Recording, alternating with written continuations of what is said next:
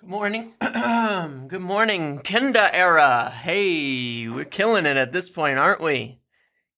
Nice, Matthew. You're doing them a little bit early.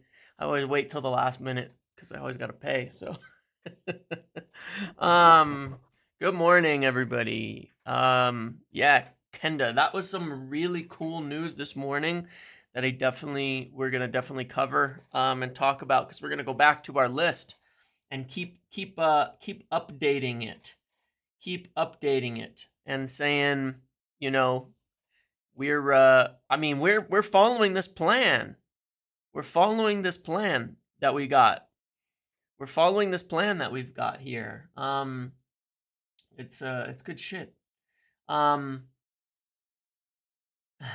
Grenadier jokes. Yeah, exactly. Yeah, Kenda, we'll look at a couple of things here. Glenn gifting 5 memberships to the community. Thank you so much, my friend. That means an absolute lot. A lot. It means a lot to me. Really, really thank you. Appreciate that, my man. Love the player and hope Tel rejects Spurs and hope we get him. Tell us the good news. Yeah, we could talk about Tel. We could talk about Tel. We will. We'll talk about a whole bunch of things, but we're definitely moving forward with all of our plans here that we wanted to discuss. You had your second child, you want the credit. That makes sense.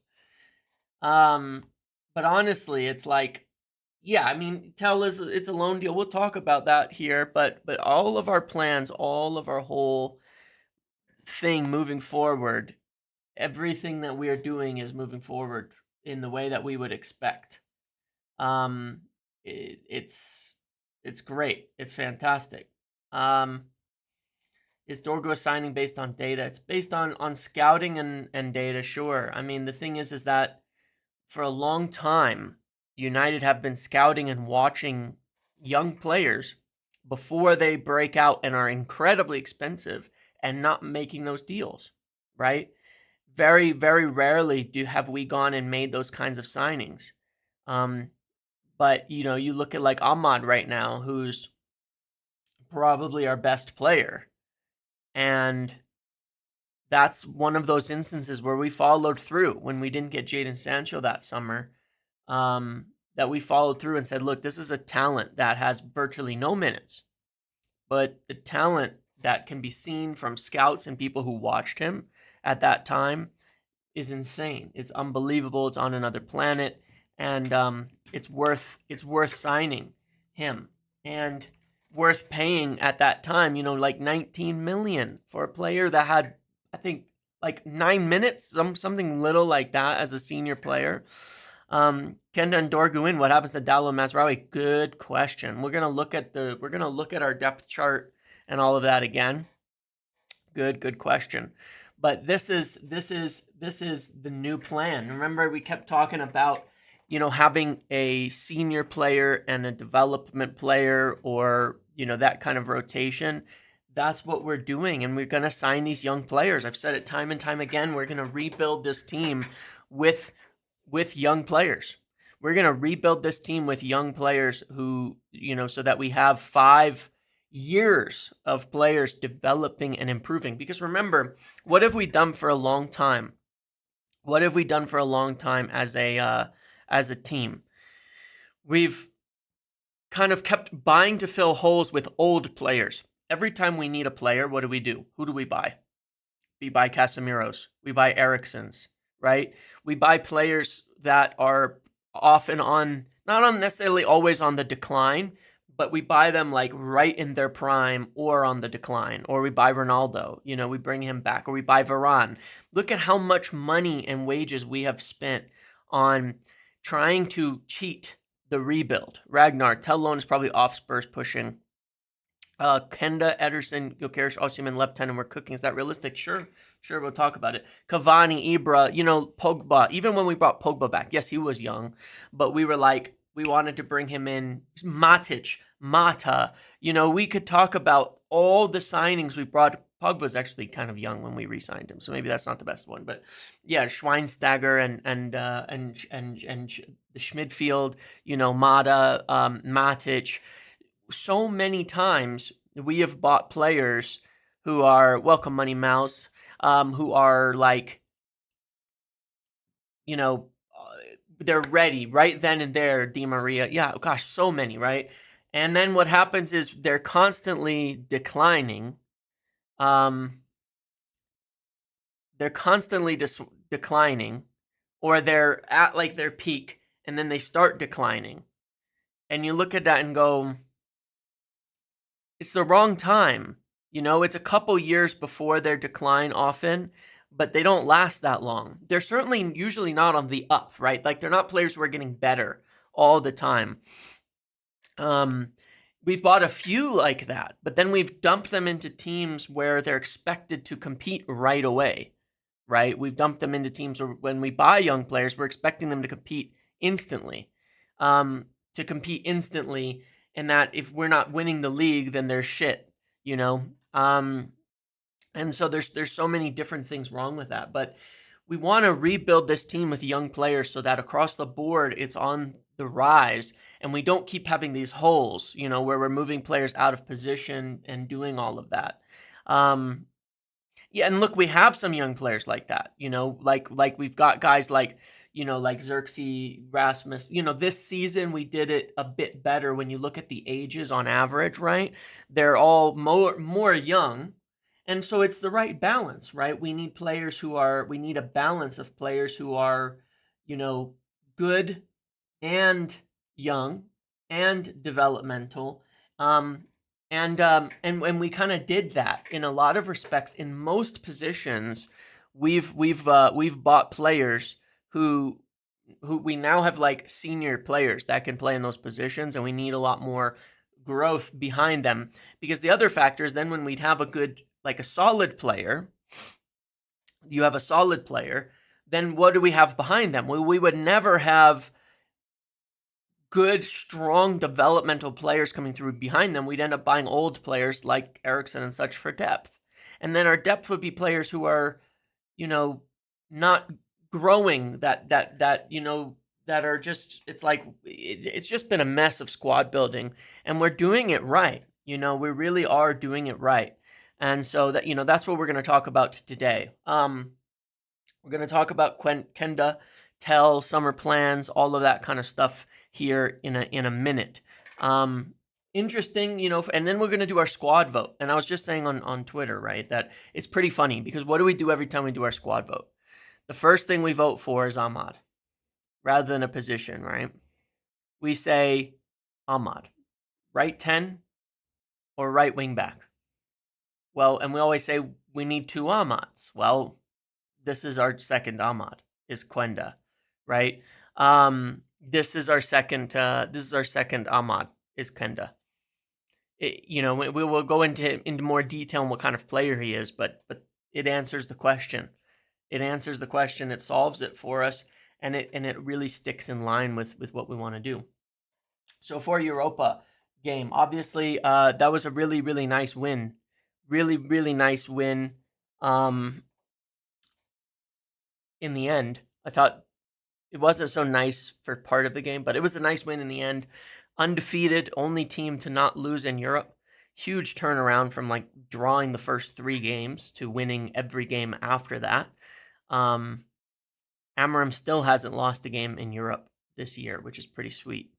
That is fantastic. Obviously tried something different. And again, he commented on this about putting Mainoo in the 10 for the first time, which is the first time that he's done it because he saw him as a deeper midfielder until this game. And his comments on it were definitely interesting, which is that I think Mainoo grew into that a lot. I think he grew into that a lot as the game went on. And obviously in the second half, Mainoo was unbelievable. It was like he was on the second half was crazy. And maybe a big part of that was probably the link up with being moved to the right in the 10. Because in the first half, I thought it was good, but a little bit pedestrian. in some respects. It was a bit I don't know what I would call it. It was a bit slow, but in the second half he seemed to gain a whole lot of confidence. And having Ahmad there on the right in that second half, I think for link up and things like that really helped. Versus it being Malacia on the other side in the first half to link up with and to have that interplay with. So, the thing with Mainoo, which is real interesting, is he'll probably then end up playing both positions, right? Like a lot of players have played both, right? Bruno plays front and deep. Mainoo plays forward and deep, right? But it makes a lot of sense. I mean, it's awesome, and Emram's comments on it make a lot of sense, which is that freed up from being from all the defensive work.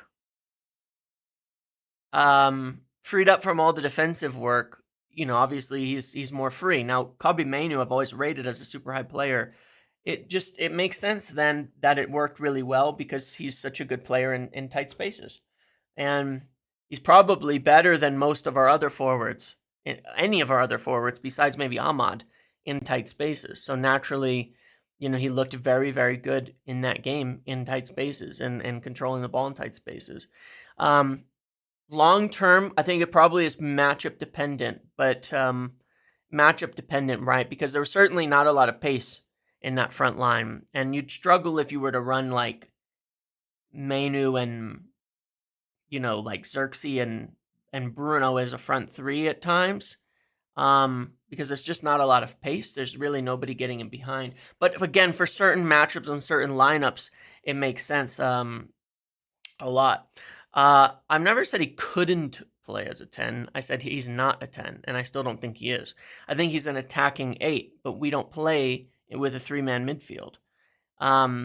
He's probably not so much a deep midfielder or a 10, but a bit of an in-betweener, and it just depends which one suits him more in terms of how we're playing. As we dominate games more, playing as the second midfielder that would be further up and contributing to the attack more is probably a slightly more sensible position for him. But at the same time, the one thing that is still a bit questionable about the whole thing, right, is that it means Bruno's further from goal. And I thought that did hurt us for about 60 minutes of that game, that Bruno was really deep. And I'm like, well, if we're going to play deep, then we don't really need him there. You can get better players to play deep. There were times where against better teams, we would have been cut open. I mean, we cannot be playing Bruno and Eriksen. Like, let's be real for a second.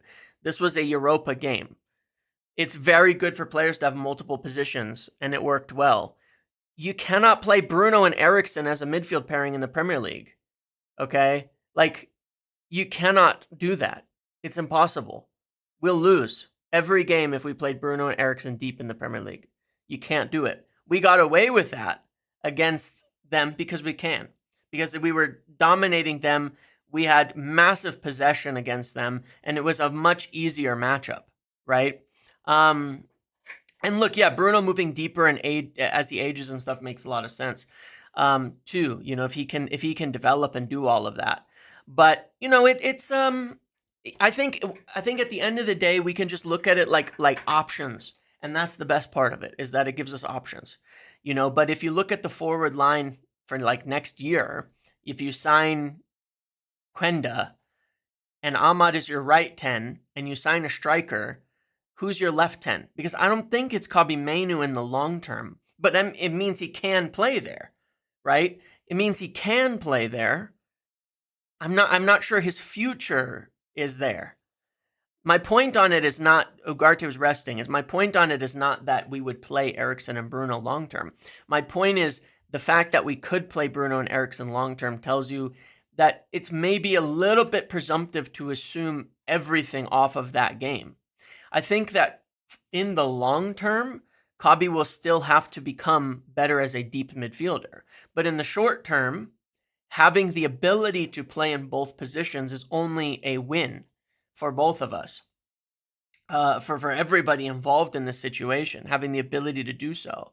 It probably depends on how we're going to play in the future, right? But if you look at that game, Garnacho came on, played more narrow, and played very direct and fast at the left 10 position.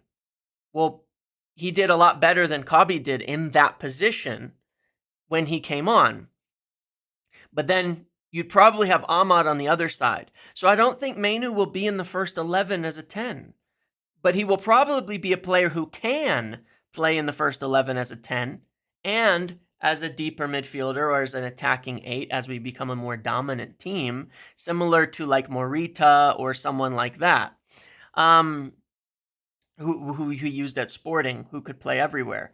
So it's just options. I mean, if you look at Amarim's team in general, which is really good, if you look at Amarim's team in general, which is really good, a lot of players can play multiple systems. Yeah, players could play multiple positions at Benfica, Inter, Bayer Leverkusen. Yeah, multiple positions makes a lot of sense. Mainoo over Bruno as a 10 needs to sell Bruno and Brian Newson.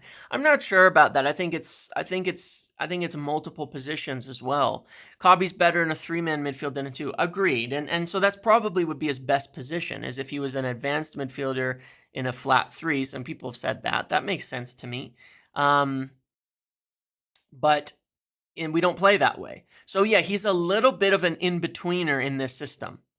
Okay, he's a little bit of an in-betweener in this system. So he's probably not a 10. He's probably not a deep midfielder, but it doesn't matter if he can. It's all about matchups. You know, it's all about matchups. And he's young.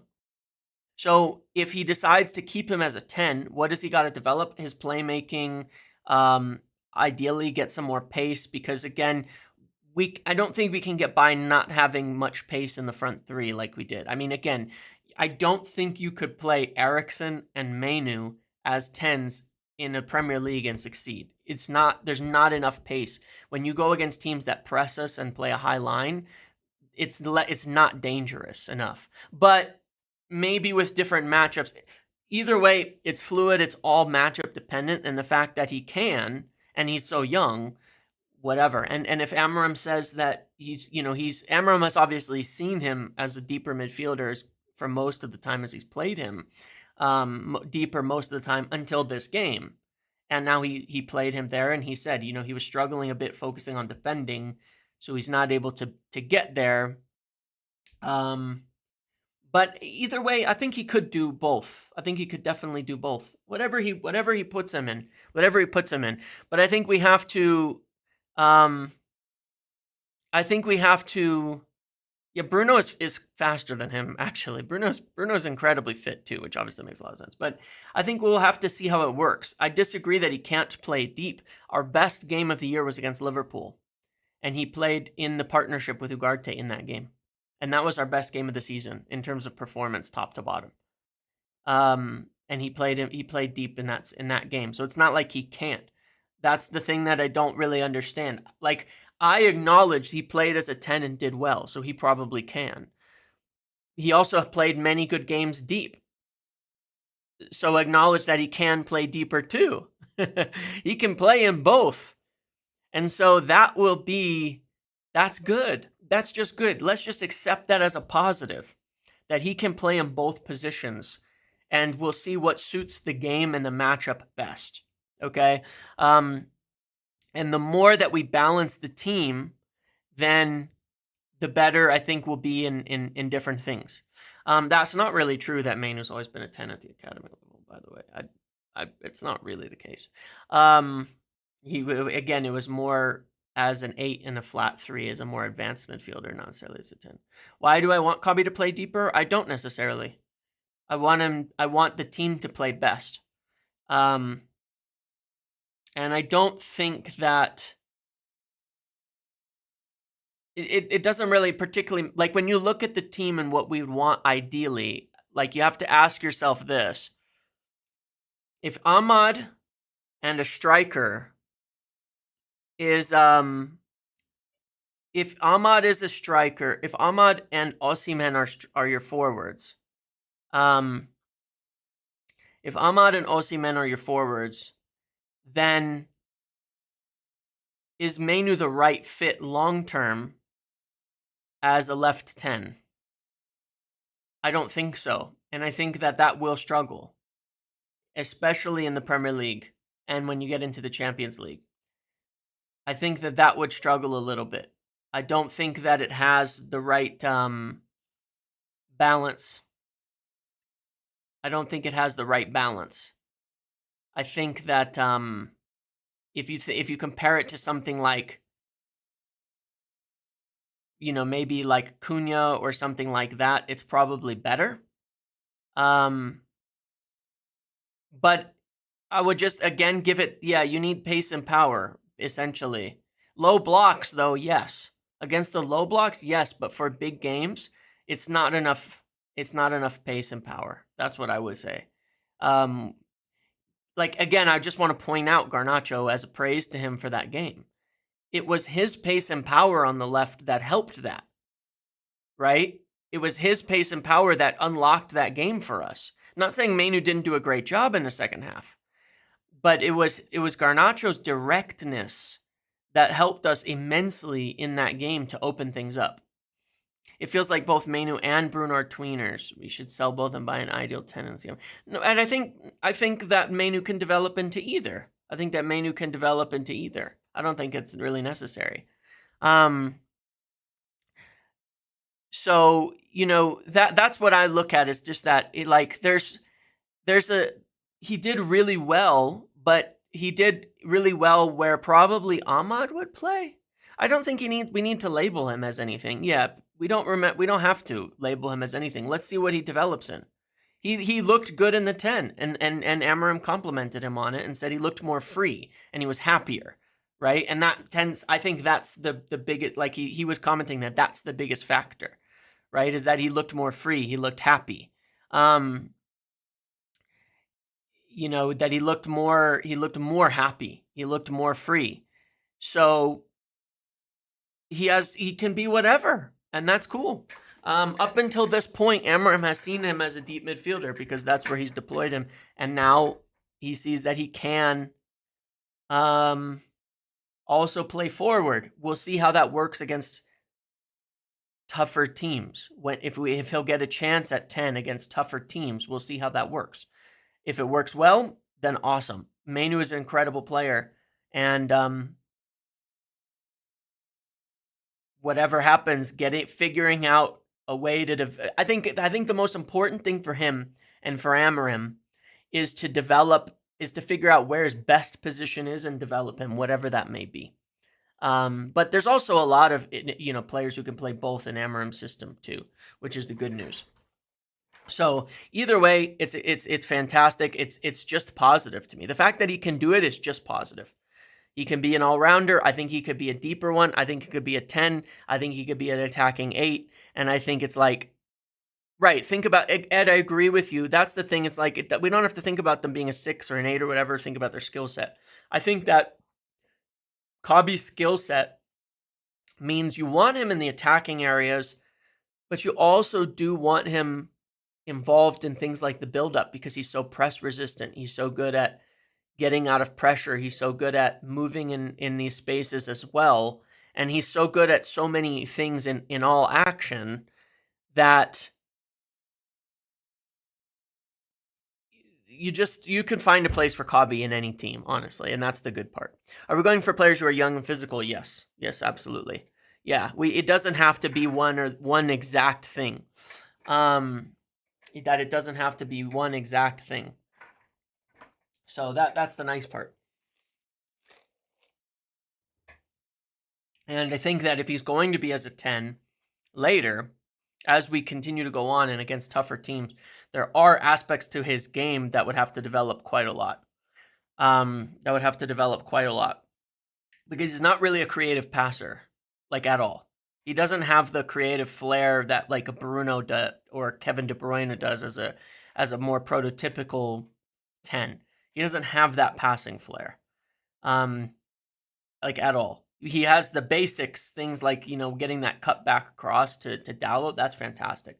But he's not going to be unlocking, the final third with creative passing through the lines in the way that Bruno will. That would be a skill set he has to develop,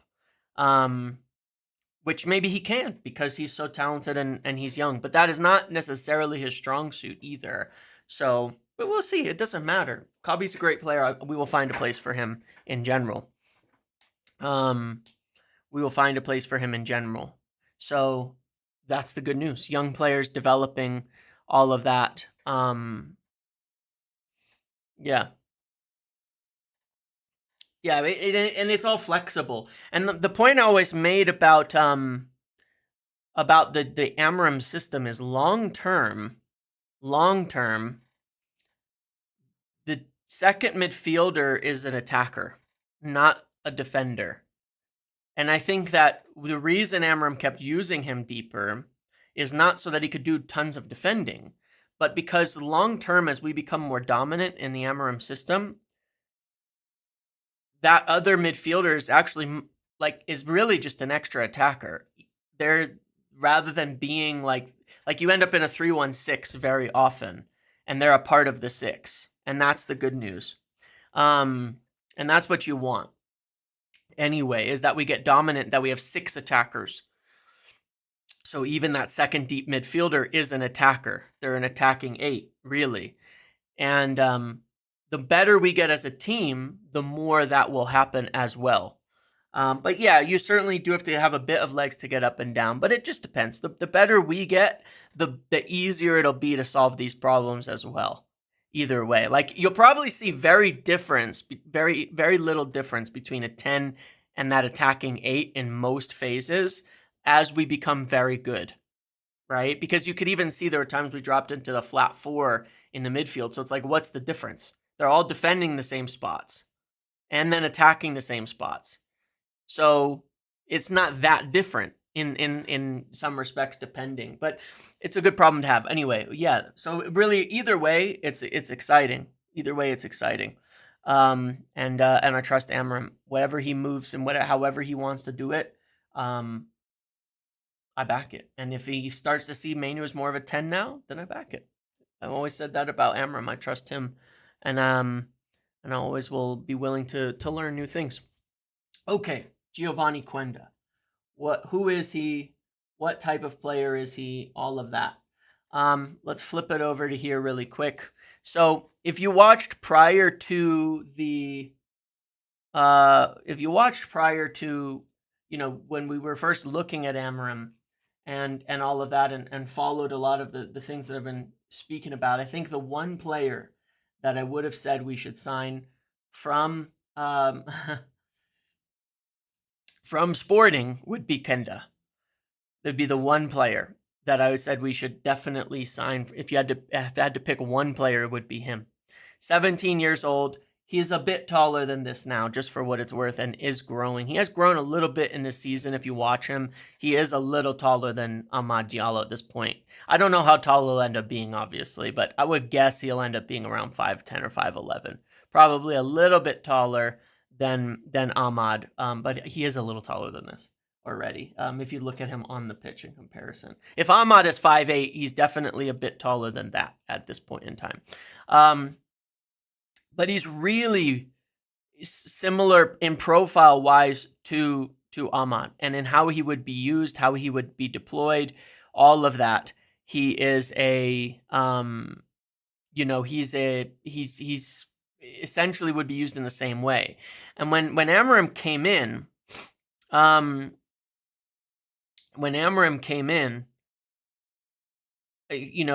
obviously we've seen it many times that he would obviously prefer to play someone of Ahmad's skill set at wingback. And that's been a huge focus. That's like the whole point of this window, is moving, that is getting attacking left wingbacks in place. Attacking left wingback in Dorgu was the priority for the window, was to get that attacker, someone who's like basically a forward, into the wingback positions. And now Quenda will be the next one for the right side. You can see where he plays. the same thing, playing super wide, playing all the way out there in those positions. Amram brought him through, and you can see he occupies pretty much exactly where you'd want him to on that left side, or on that right side, as a right wing back. And that's, in that respect, he's quite perfect. When you look at his stats, you can see this is compared to fullback. Okay, so the defensive stats are super low because, again, in an Amram system, they're not fullbacks. The wingbacks are wingers. They're converted wingers. He wants them to be converted wingers. They're attackers. Consider them attackers, right? Consider them attackers. That's really it. That's what they are. Come on, guys. Mainoo has had... Well, now that's kind of the funny part, Terry. I think Mainoo's had more good games deep than and he's had one good game at the 10, and it's because he's a very good player. Let's see what happens. Let's see what ends up before saying something off of one good game in Europa. You know, it's like let's just watch. Let's see what occurs. Let's see where he ends up in the long term. But he is young enough to become whatever. We don't have to worry about it too much.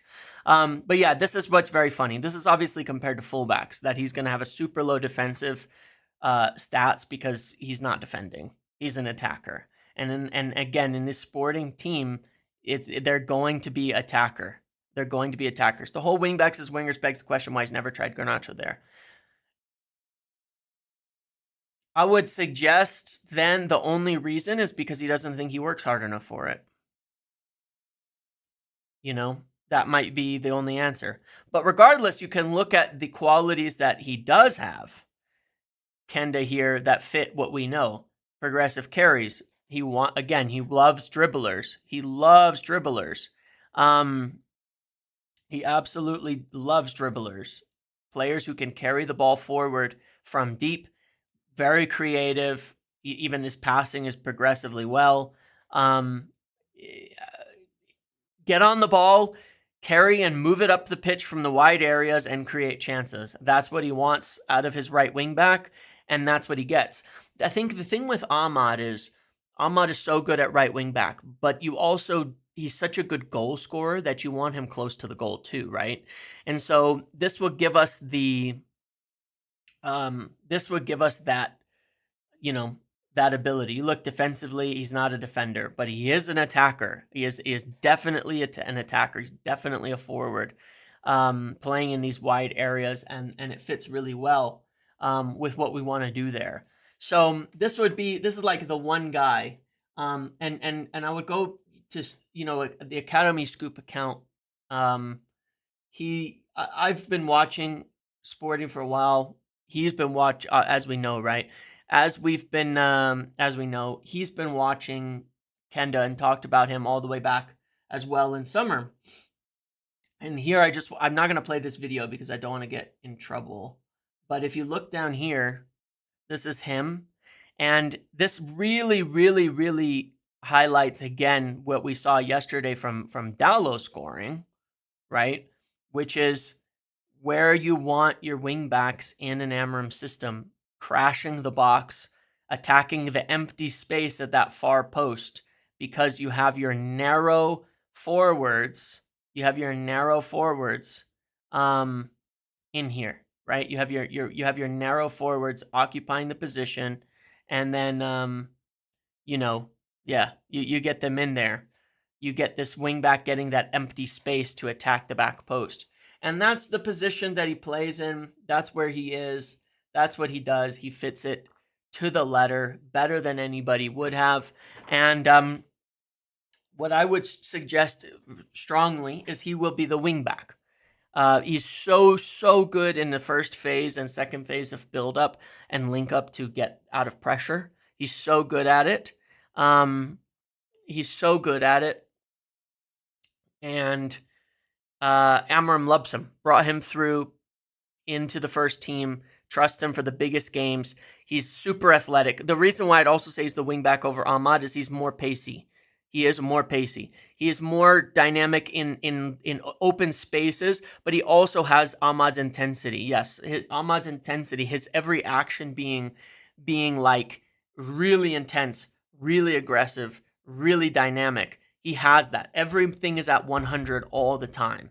And that's what you want out of him. So there's so many. I'm not saying they're the same, necessarily the same player technically in certain aspects, but they're virtually. It's really exactly very much what you'd want, like Ahmad. But probably he'll be a little bit taller, very fast. He's very young, and we're sure he's good enough to start for us. Where are we? Where are we? Who are we? Just say player's not good enough to start for us. He starts in the Champions League. Amram started him at Champions League against Man City. Trusted him to in those games, and he's performed fantastically at so many different levels. So yeah, he's good enough to start for us. He's good enough to start for us. He is. Kenda's not shorter than Ahmad. He's a little bit bigger as of now, and he's only 17. He's still growing a little bit. I don't think he's going to be a tall player, but he will end up probably being around 5'10" or something like that. Not a big player, but he's quite young, and he's you can actually see that he's grown if you watch him now versus even at the start of the season that he's probably put on an inch or something like that. But Kenda's probably the best option from all of Sporting. And if you were to say one player to bring in, it would be him, because he's such a perfect fit for Amorim. He's such a perfect fit for the system, and he's exactly what we need in positionally as well. So I believe that I don't want to get too ahead of myself on this. Okay, however, United have been looking at him. They know what he wants, and I would essentially suggest, given Sporting, our relationship with them, which is excellent, by the way. We've bought some key players over the years from Sporting, and now maybe a key manager over the years from Sporting. Perhaps we have a good relationship with Sporting. Things have worked out when we've bought people from Sporting, haven't they? It's been pretty good. Some of our favorite players and people from all time have come from Sporting. So we've got a really good relationship with them on this, obviously, and we just did a deal. And there's also Mendes, who we also have rebuilt a very, very good relationship with, that would be involved in this deal. And I would strongly suggest that it's probably even a little more advanced than it's being made out. I'm not saying it's a done deal, but honestly, I think that it's probably pretty close in terms of having some sort of maybe verbal agreement over what he would cost and our ability to get him. I think it's probably as close to a nailed-on transfer as it gets, honestly, for that far ahead. And that's a weird take, Hamza, because Ugarte has been excellent. But yeah, anything could happen. But we have a good relationship with them. We have a good relationship with Mendes. He's a position that we need. He's a player that we need. He's a player that Amorim wants. He's a player that we've been watching since before Amorim came in, mind you. Okay, a lot of clubs have, to be fair, but we've been watching him for a while. Like, he's been well known to be one of the up and coming best young talents. And we have dedicated scout in Portugal watching players like this. Timber turned us down. Quenda won't turn us down. Ten Hag had absolutely no pull except for a couple random. Yeah, I mean, Ten Hag couldn't convince Frankie de Jong, couldn't convince Timber that summer, and ended up the only one was to get Anthony for 80 million. Now, you got Lisandro Martinez too, mind you, which is a good player, but Ten Hag had absolutely no pull.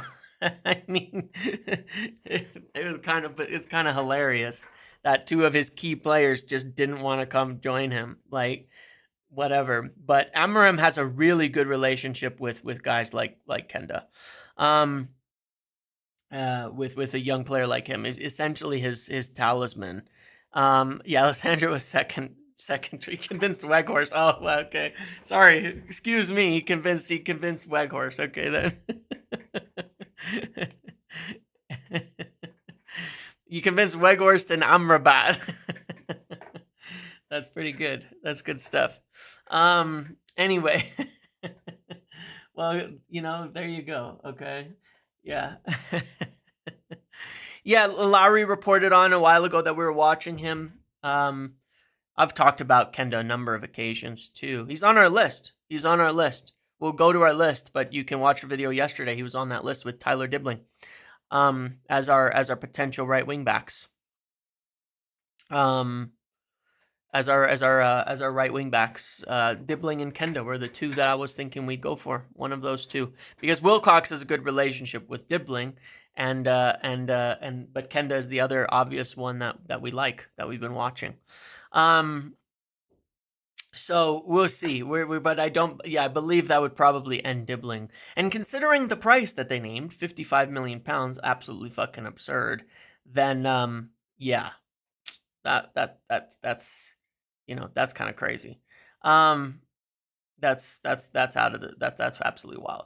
So look, I believe pretty strongly that this one will happen. I believe pretty strongly that this one will happen.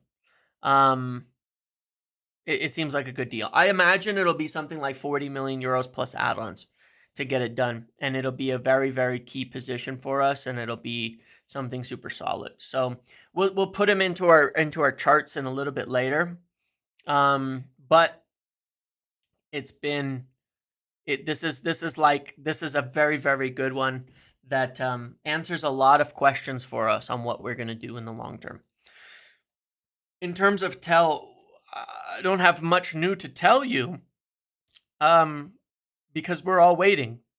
We're all waiting to hear back. It seems that we're in discussions with Bayern.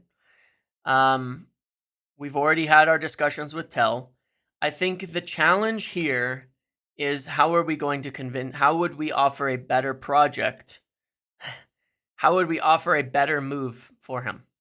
And that's what I tried to explain yesterday, is a little bit of the challenge here. Is, how do we provide a better project for Tel? Why would we be a better move for him?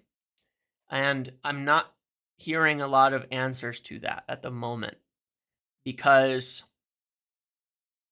on loan for playing, I'm talking about minutes. We're talking about minutes, because let's look at what we've just been discussing. 80% of you were just going on about Kobbie Mainoo is a 10, okay? There's no space for Tel.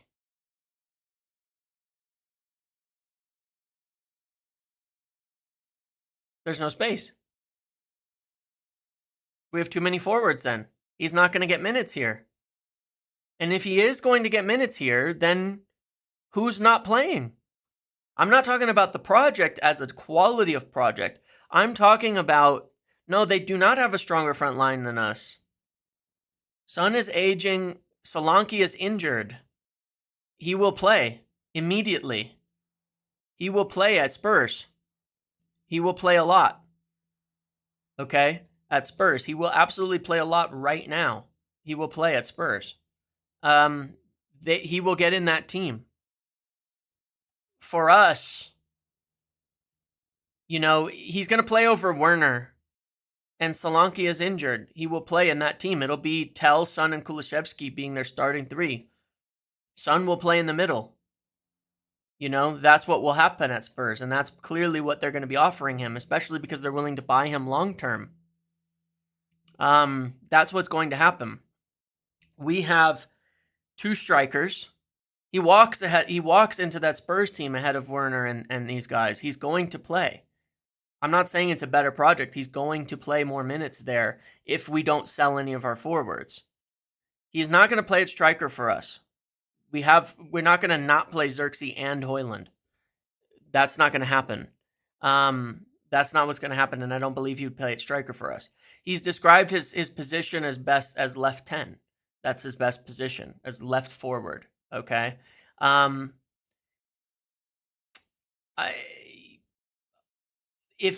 cool, let's say he walks into our starting 11, which I don't disagree with in terms of quality, right? But if we're not buying him, you're misunderstanding the problem. You're misunderstanding the problem. If we're not buying him, it only makes sense to bring him in. It only makes sense to bring him in if we are going to let someone go in that front line, because we have Ahmad, Mainoo, Bruno, Xerxes, Højlund, and Garnacho who all play. I'm not saying you got to understand it correctly in terms of the discussion with the player and how you're going to present it to them. These are the things we're talking about to him. You're misunderstanding the discussion I'm talking about here. I'm saying, how do you talk to the player and tell him you're going to play, but the guy who plays in your position, we're turning down 55 million euros bids for him. Okay? I'm talking about that. That's the discussion. Because if I'm saying, Garnacho has started 4 out of the last 6 games. You're turning down 55 million euros bids for him, and it doesn't look like you're going to sell him. And he plays in my position. I'm not joining. At all. 100% I'm not joining you. 100% I'm not joining you if that's the discussion. There's no way you're going to convince me I'm going to get more minutes if that's the discussion. Especially on loan, okay? Because if it's on loan, it's temporary. If you're buying, then it's different. Because it's not just about the next 6 months. When it's on loan, you're coming to play, or why would you go on loan? Why would you leave Bayern to go on loan to a club where you're going to be 5th or 6th in the rotation? That doesn't make any sense. If you're being purchased, then you have 5 years to work into the team and win. It's not about no competition. You don't get it. It's about a loan. The whole point of taking a loan, and why you'd be willing to go somewhere that's maybe not as competitive, is because a player is going on loan to play. They're going on loan to play. And that's the difference. That is the difference. If it's a purchase, then it's a different story. Then you're fine with competition. Then you're fine with working your way in. Nobody is joining on loan to be backup. Nobody is leaving a team at Bayern to go on loan to be a backup. That's not happening. That's not what they would want. That defeats the whole purpose of him leaving Bayern on loan at this point in time, because he's already a backup. Now, if he prefers a loan because he wants to go back to Bayern, then he wants to play heavily, a lot of minutes over that 6 months, so that he's getting a chance to be in there, so that he can develop in his career. But I think it's a tough sell. That's my point. It's a tough sell. You have to think of it logically. It's a tough sell when you think it through. It's a tough sell in general when you think it through, to say, yeah, how are we going? Because when you're talking about something like this, it's not about attitude. You have to guarantee a player minutes. You have to give them a lot of minutes. And that's the discussion here, is that how are you going to give him a lot of minutes? How are you going to give him a lot of minutes? That's the question that you've got to get there. With Euro, we purchased him for 5 years. So you know that you're going to blood in over time and become a starter in 1 to 2 years, right? And maybe even sooner. I mean, Euro at this point is about 50-50. So we'll see. I mean, he just started in the Champions League for Bayern. Okay, he just started in the Champions League for Bayern. So it's not like he's not going to play if he stayed at Bayern. He would still play. So you're going to have to convince a player that he's going to play more than he would at the club he wants to be at right now over that 6-month period. And I think we'd have some trouble to convince him of that, especially because you have to add another factor to this.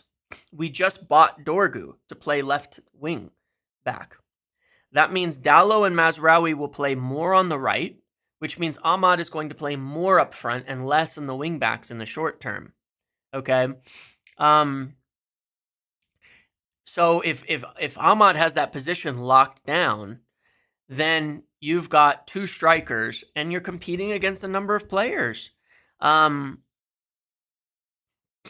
think it's a tough sell. I'm not saying we shouldn't do it because I would love to have him.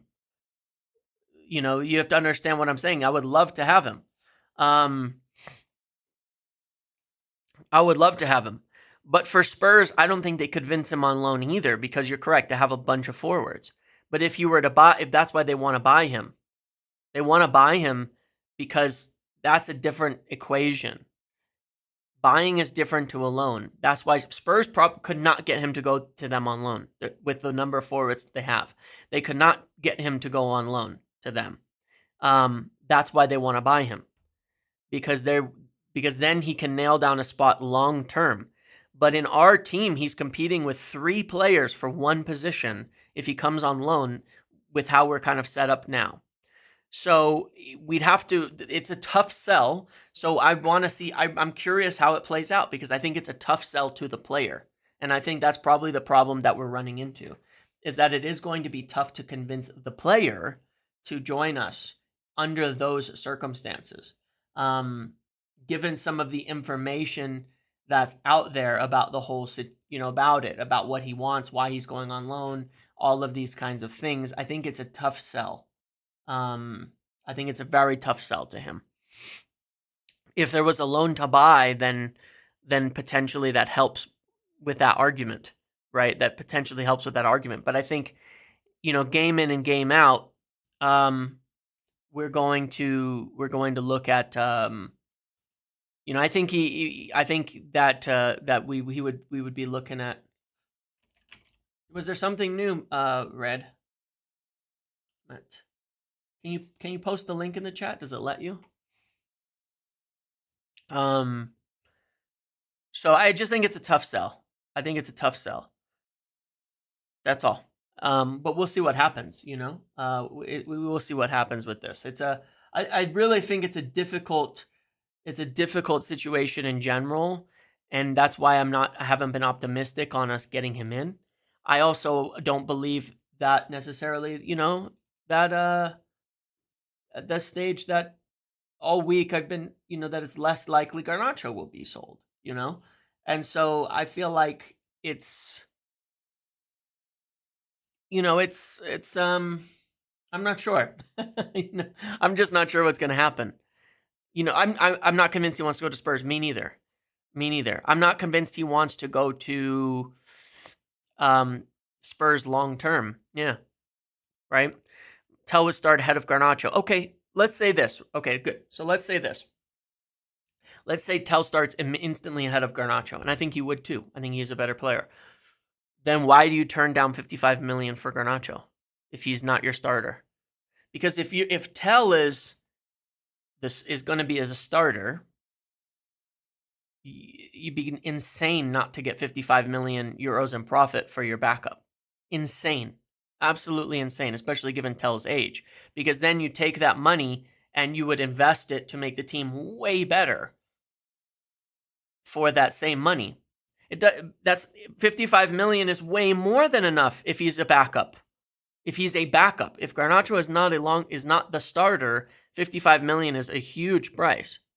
Look at the prices players are going for. Okay? But just look at what it does to the club. 55 is a lot of money. If he's not a starter long term, then there's no point turning it down. If you're signing a player over Garnacho, then his value is lower. So anyway, it's so that's why I think logically we're not selling Garnacho. And we probably won't be able to get Tel in. Logically, that's what I think.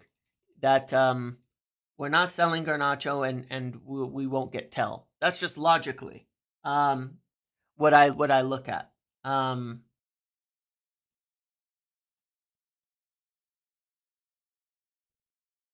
That's just logic. Yeah, I mean, I don't consider Saudi money to be anything. That's why it gets rejected. I don't consider Saudi to be the right value, to be the right way to value players. It's kind of wild.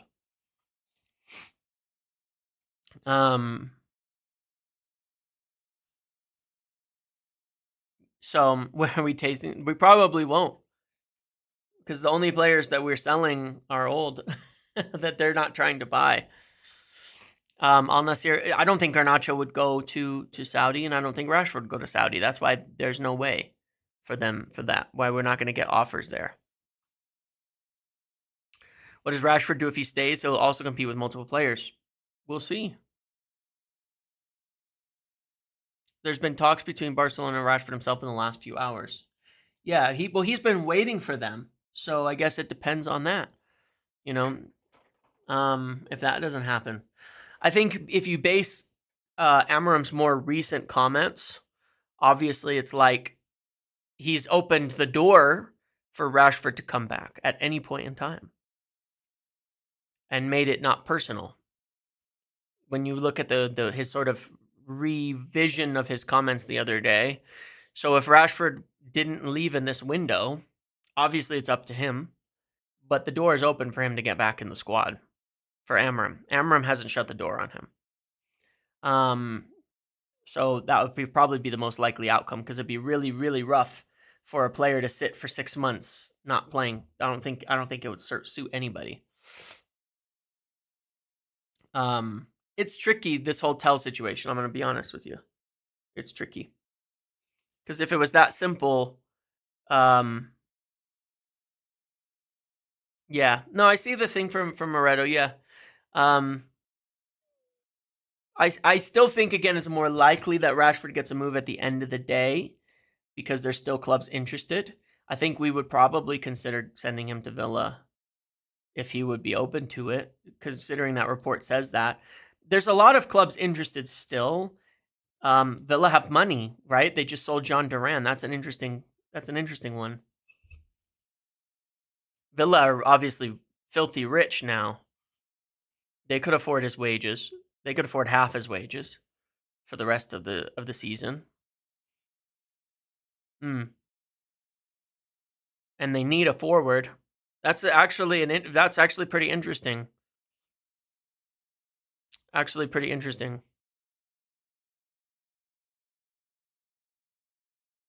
I think United would ask for very little as we get towards the end of the window. Just some wage coverage, you know? I don't think that Villa would buy him, but they're still in the Champions League. They have very few options to get in as forward. I'd rather he go there than Arsenal. He's better than João Felix. I don't care what anybody says. Rashford is better than João Felix. He's a much more proven player than João Felix. It's interesting. It's interesting. Something to keep an eye on. I think that would be a good move. Yeah, I think that would be a good move.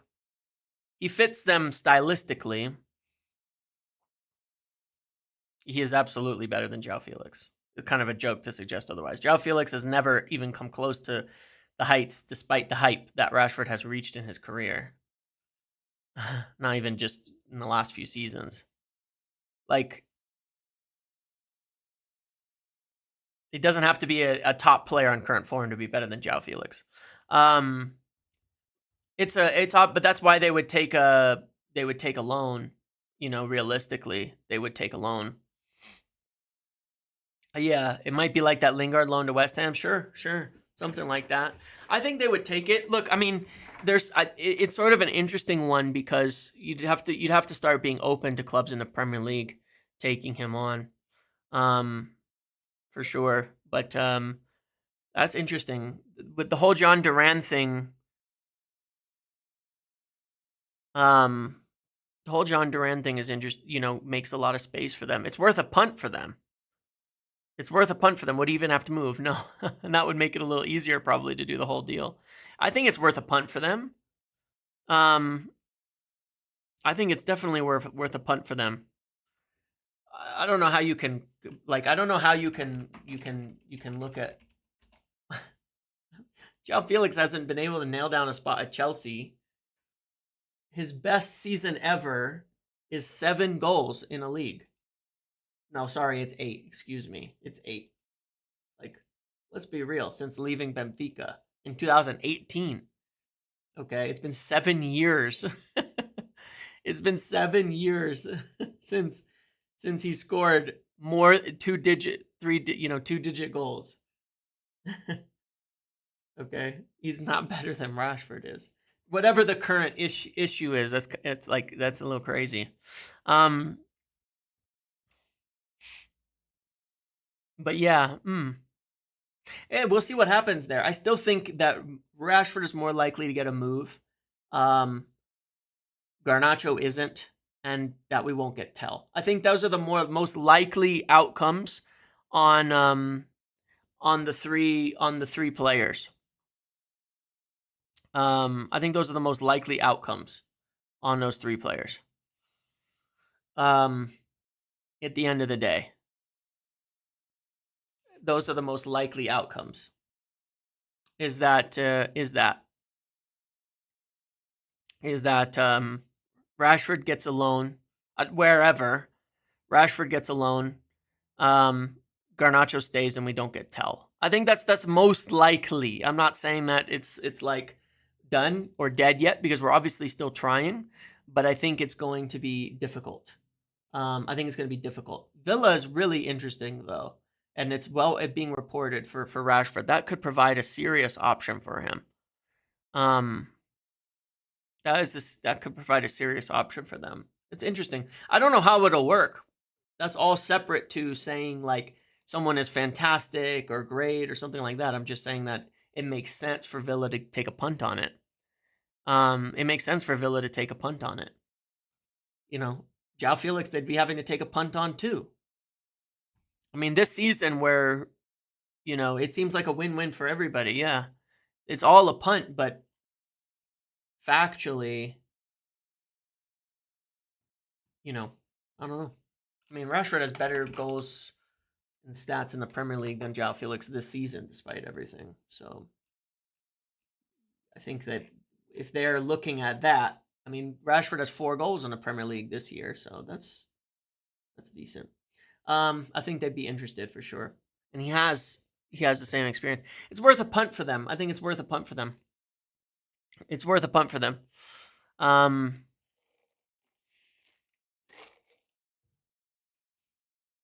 That's why you get a player on loan in January, though. That's why you'd be aiming for it. It's worth a punt. So that's an interesting one. Yeah, they don't really press high. They kind of fall back and then they kind of hit on the run a bit. So it would make a lot of sense. They sit in a high line and then fall back, but it's not like a super high pressing team. So we'll see. Okay. But yeah, we'll find out. Look, I'm not gonna know on Tel before like someone like Fabrizio knows. I'm not gonna know on that before someone like Fabrizio knows, because there's so many teams involved in this. There's so many teams involved in this. That it's like, who's gonna know? But yeah, let's go to our summer plans. Are we gonna put Quenda in the dark green zone? That's what you're waiting for. Let's go back to this really quick here. Move it back. So we were just doing this yesterday. Let's start with this. We were just doing this yesterday and saying, like, if you look at our team moving forward, what we need, right? We need a striker, out and out. More than anything, we need a striker right here. More than anything, we absolutely need a striker. And then we were saying we're not sure. Do we need a right wing back, or we need one between the right wing and right wing back positions? And then we for sure need a midfielder. I don't know that we need much else. And then another 10 potentially, pending Garnacho's situation, and then we'll get a goalkeeper. So when we look now, we can move Quenda up here. let's say Dorgu is done and that's all solved, right? I mean, it's all coming together. I think we'll go for one of these 5 strikers in summer. And it's all coming together, honestly. I mean, it really is, isn't it? It's all kind of coming together. You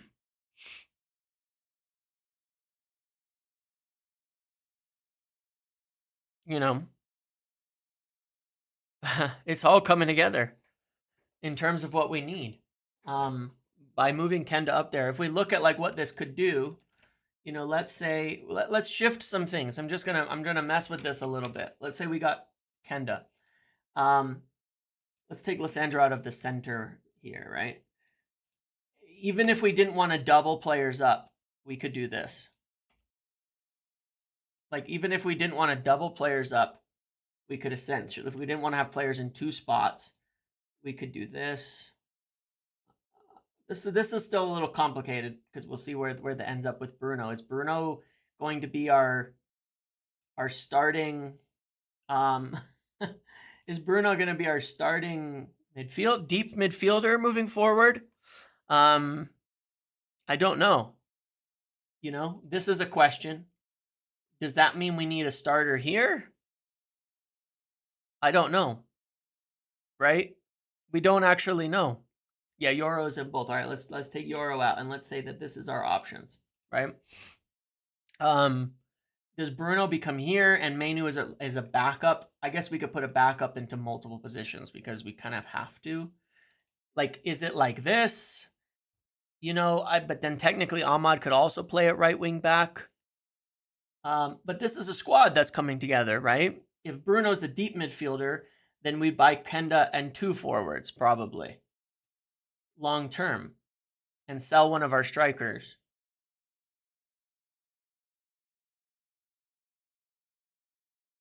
Solved pending Lysandra I was just curious to see how Lysandra did the rest of the season. Because he had some difficulties, but he's really come in and been fantastic. Yeah, so like next season it would look something like this, right? Obviously Garnacho's not being considered for there. It would look something like this. Let's say Rashford is... I mean, we could take Anthony and Rashford out. Mason Mount, I don't think we have a hope in hell of selling, so he's just like, if he could ever be fit, he's an option.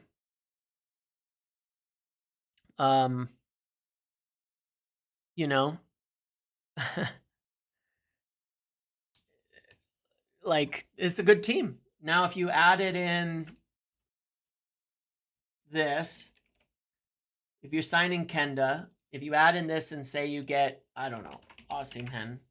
I just keep putting Osimhen because it's people just constantly argue about the striker name, so it's whatever, right? If you get Osimhen in here, well, then you really need one player. Is Garnacho your long-term starting 10 on the left? Don't know. Is it Bruno?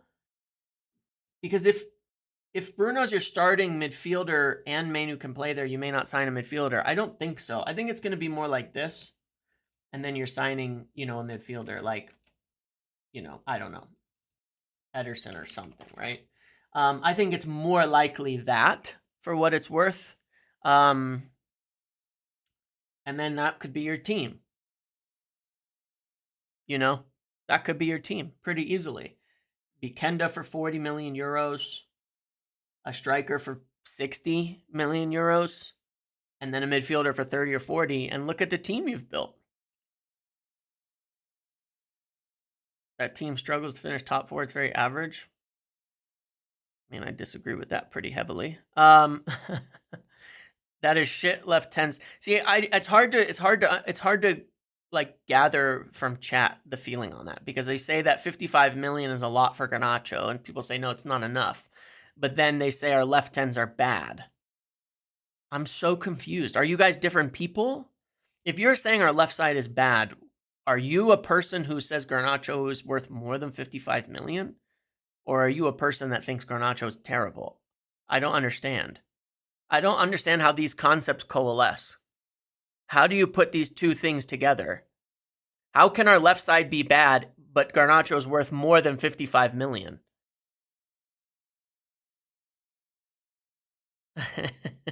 Like, I don't understand. But there's a lot of people in chat, so they could be different people. I have trouble like figuring this out between chat. Like, this could be different people.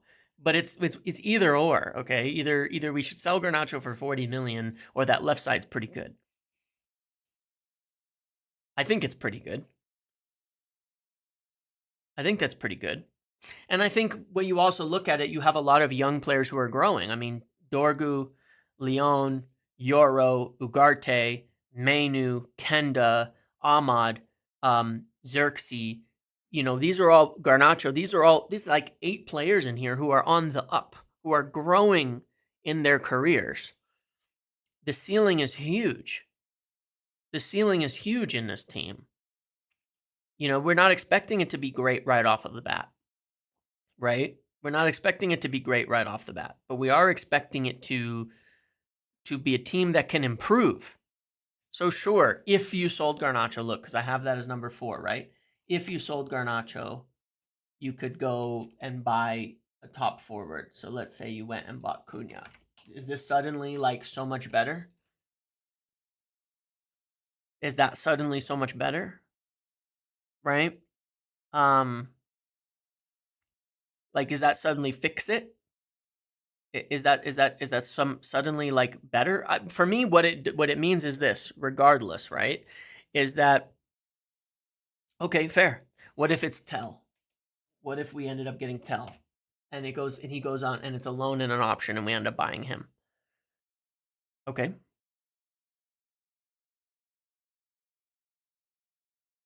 He's a young player. He's not as established as Cunha, but he's very highly rated. He's very highly rated. It's a team that grows. It's a team that grows with you. By the way, that's also why I'm not so sure on the striker front, but too many development players? I don't think so. I think that's what we want. You get a lot of solidity at the back. You have a lot of experience between Lissandro, Maguire, De Ligt, and Mazraoui at the back, with Yoro and Heaven being the main development players.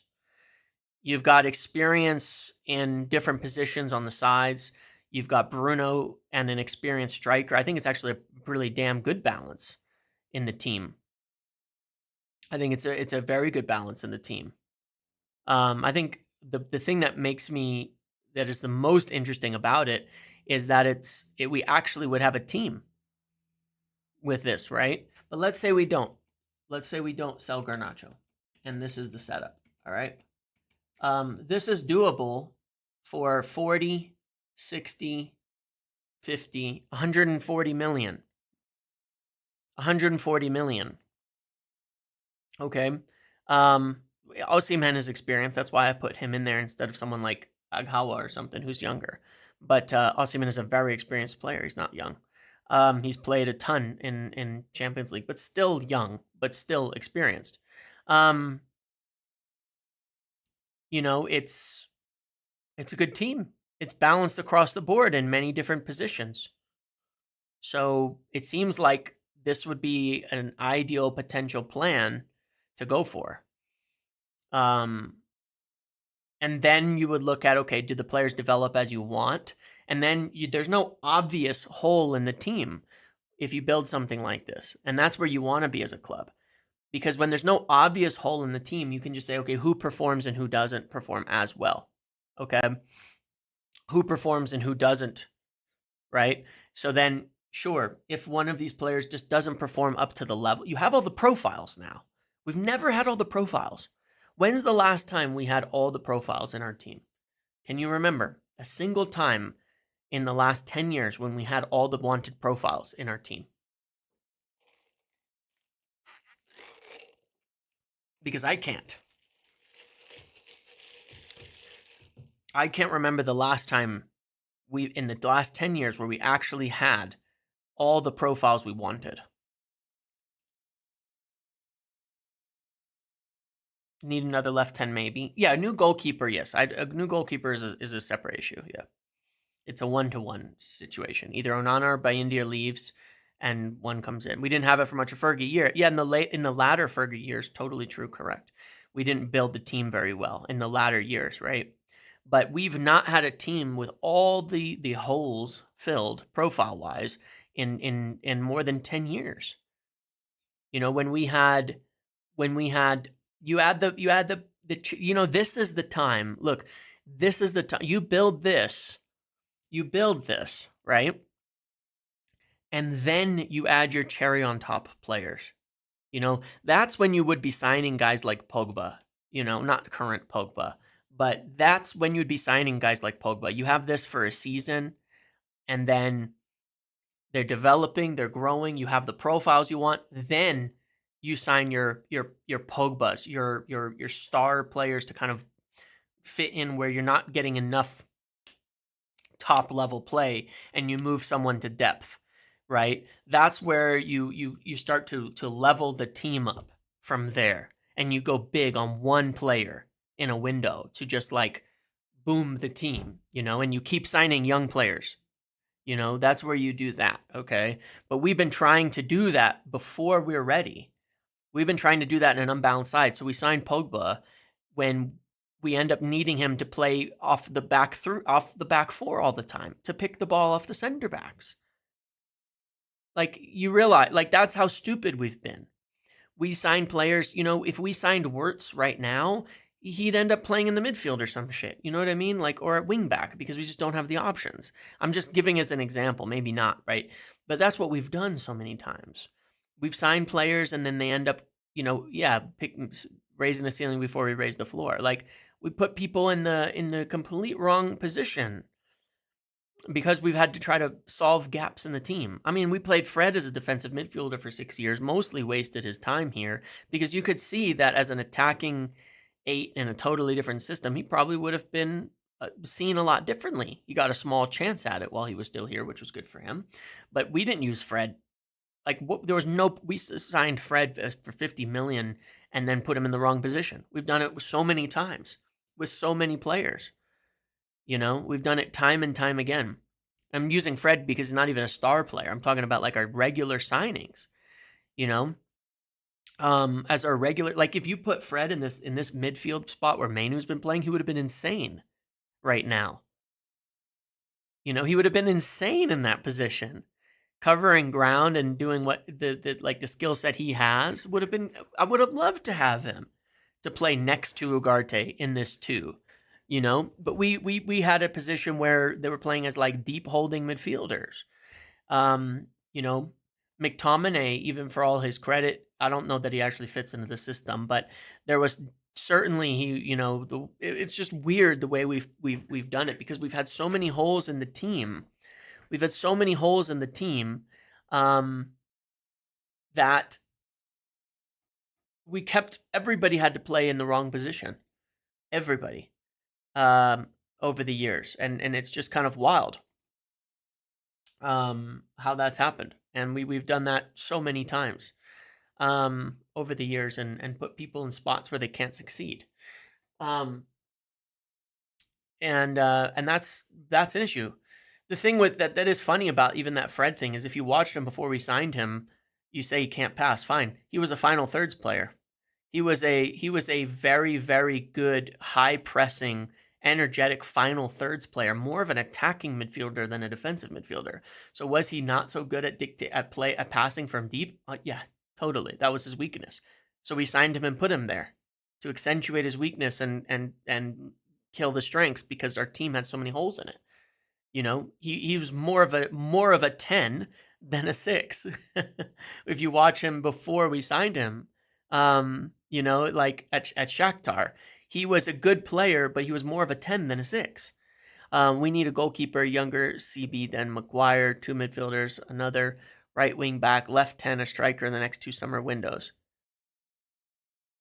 Sure, yeah, a goalkeeper. So I think we get a right wing back, a goalkeeper, a striker, and a midfielder this summer, and then we get a younger player, to replace Maguire long term for sure. We get a younger player. Yeah, right. Mount and Fred are actually pretty similar, funnily enough. Like, you wouldn't play Mount as a deep midfielder, right? But we did. Yeah, and then in the long term, yes, you would get a younger center back for this position here to replace Maguire and compete with De Ligt. We know a goalkeeper. We know we probably need another 10 for Bruno, and we maybe need another midfielder depending on how Kone comes through over the next year or two. So, different issues, different aspects to all of this. So it's an interesting the whole build, that we're doing here is intriguing. The whole plan is intriguing. Everything is fairly intriguing. And we could finish this team off, but in the short term, getting Quenda in and a striker would solve most of our problems as starters. And then it's really going to depend on this whole Bruno, Garnacho, Mainoo situation, where they play long term, to decide, are we getting a midfielder or do we get another 10 in there? But the summer, I mean, a lot of the questions are being answered. That's the crazy part, right? A lot of the questions are being answered in this team. The biggest question we have to look for, because we already know we're going to go for a striker, the biggest question we have to look for now for getting Quenda is, where does Bruno, Mainoo, and Garnacho play? And will one of them be the starting left 10, or do we need to sign a left 10? And if one of them's the starting left 10, do we need to sign a midfielder? Because it's one or the other, mind you, unless we're getting rid of them. Unless we sell one of those three players, we don't actually need a left 10 and a midfielder. Because if Bruno's a midfielder, we need a left 10. And if Bruno is a forward, then we probably need a midfielder. So it's really about Bruno. But if Bruno's a forward and Garnacho leaves, then we need a forward and a midfielder. Right? So, and Mainoo's not going to go anywhere. So it's like, it's a lot. That's really what we have to evaluate over the rest of the season. And obviously January's not quite over as of yet, though. Oops, wrong button. Sorry. Clicked the wrong button. What the hell is going on my screen? Anyway, so it went crazy for a second. What's going on with my live scenes here? All right. So, anyways, all my screens went wacky there for a second. Hopefully it's all settled now. But yeah, it is. The whole thing is really rather interesting. Really, really, really interesting. Very exciting, and it's all kind of becoming clear. And one of the things that's really nice is, I think, the fact that it's becoming more predictable is better. Where we know, okay, we're getting this player for there, we have the striker targets, and we've got, like, we need an upgrade in one of these positions. And it's becoming really predictable. And the more that we play, the more predictable it will be. And the more we build into Amarim's system, the more predictable it will be. So let's look at last thing now. Let's move on to our last thing. I don't know if this is going to keep being super weird. Hold on a second.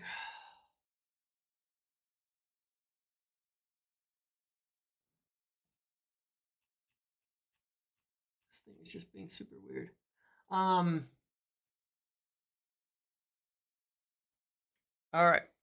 Let's do our vote. And then we're going to end it. Let me just fix this really quick here. All right, let's do our vote, and then we're going to end it there, okay? So, like we've been kind of joking about,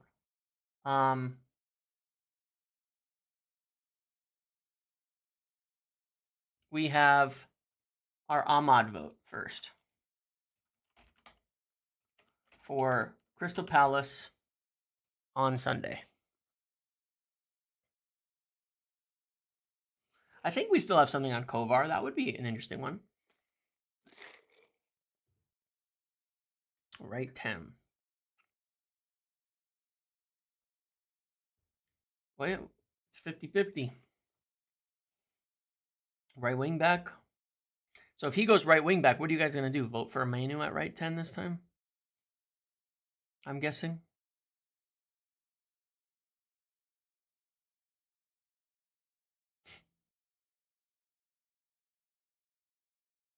Never say that chat isn't reactionary. I'm interested if I don't think Kobbie will because he played 90 minutes and he hasn't usually played back-to-backs, by the way. Yeah, he's I don't think he's going to start. I could be wrong, but he just played 90 minutes. He didn't get subbed off. Thursday to Sunday, I don't think he's going to start personally, but again, that's sort of not really the point. Yeah, Harrison is highly rated, but probably a few years away. One game, but I do want to see it in the Premier League. I want to see if it works. If it works as well, then that's cool. All right. So you guys stuck him in here. I'm not that I disagree because I like Ahmad at right wing back. And we're probably gonna have to play. All right. Let's see. Bruno, Garnacho, Xerxes, Mainoo. I'm trying to just see all the options that we've got. Remember, we don't quite have Dorgu yet either. I think once Dorgu arrives, we're going to see Ahmad in the right 10 pretty much every game.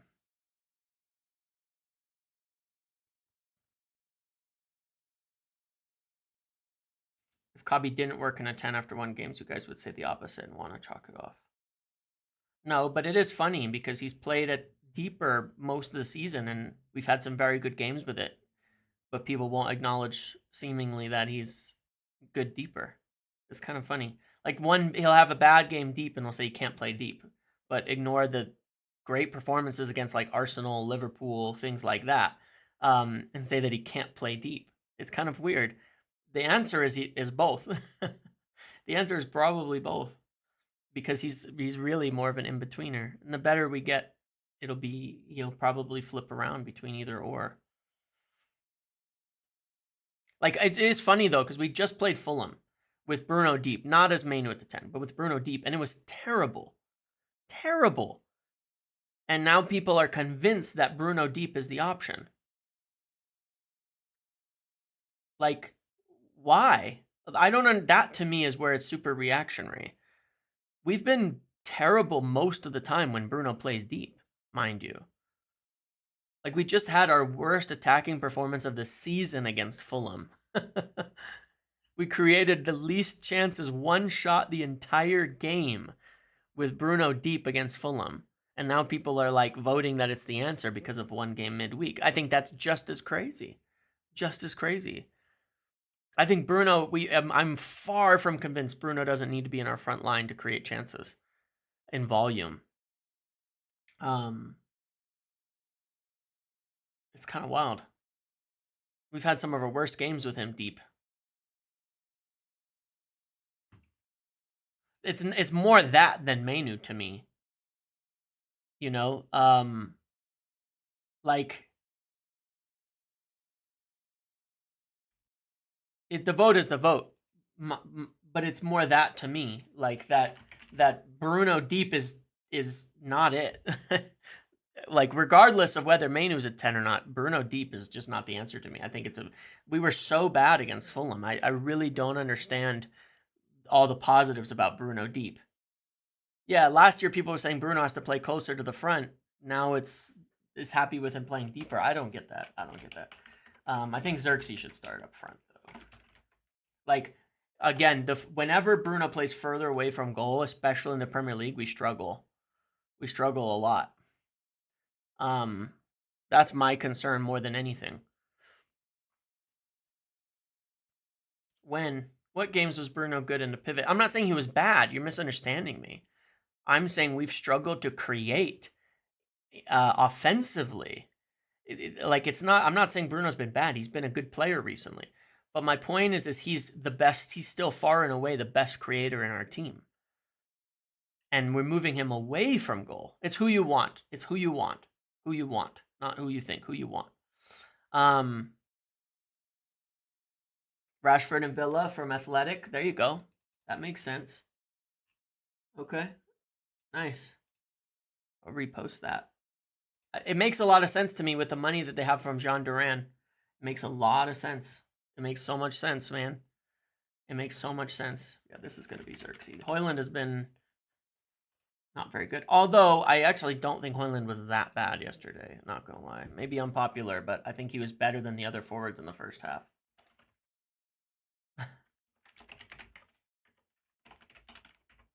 It's who you want. I don't think he was that bad. I don't think he was that bad. I don't think he was that bad. He was one of the in the first half especially. It was so static. It was so static. It was so static. Oh my god.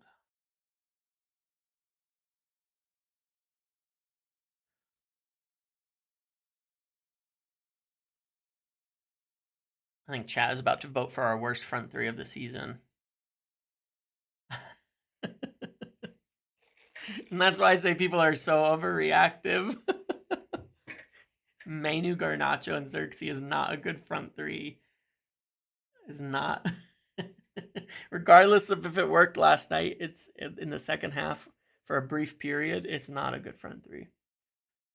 It's just not.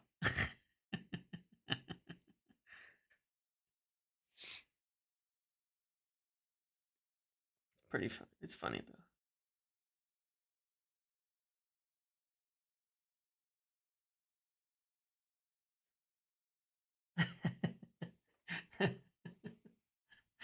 Nothing will top Højlund, Rashford, and not. Well, I mean, what's funny is that worked for a while last season. Højlund, Garnacho, and Rashford. It worked with Rashford on the left and Garnacho on the right, and then Ten Hag had to cancel that because he always switched when things were working. He always switched it. He always switched it with things that are working. Every time something worked, Ten Hag would abandon it. It worked, and then he would flip them, and it wouldn't work, and then he would stick by it. It's wild. It was so weird. Like we actually did really well for a few games that way. You guys got it right. I ended the vote, but you guys got it right. Sorry. I don't think this is right either, mind you. This is going to be 3 players sitting behind the ball and 0 players running through the lines. But anyway, it's okay. It's all good. It's all good. Okay, this makes this kind of confusing now. This is my point on the front three. Like, as soon as you put Mainoo in the front three, you have a real problem because Xerxes is not a pacey player, but he's better than Højlund.